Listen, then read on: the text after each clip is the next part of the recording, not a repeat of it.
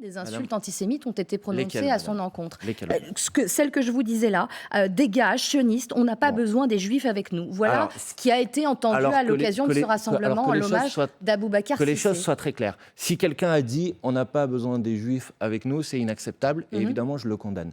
En ce qui concerne la question de la caractérisation de sionisme, là je dis faites attention parce que on a le droit en France de contester le sionisme. Le sionisme, c'est un projet politique.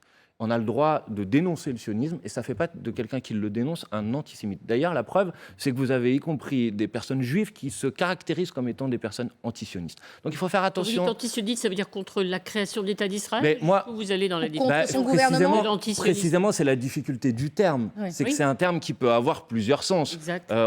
Ça nécessiterait quasiment un débat d'une heure.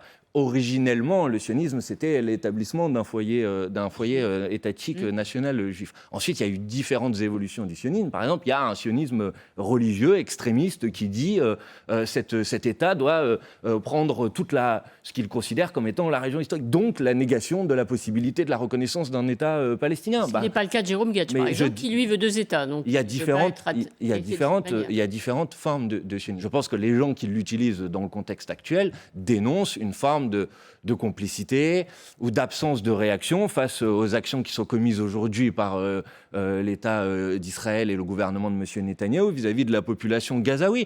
Et donc, on n'a pas le droit d'être antisémite, évidemment, et si quelqu'un est victime d'attaques antisémites, il aura tout mon soutien et ma solidarité. Par contre, on a le droit d'attaquer, de remettre en cause, de contester, de critiquer l'action du gouvernement de M. Netanyahou. Et si je fais cette distinction, je vois bien comment dans le monde, par exemple, c'est ce qu'est en train de faire M. Trump aux États-Unis, comment on essaye d'amalgamer les deux pour empêcher toute critique de l'action du gouvernement de M. Netanyahou.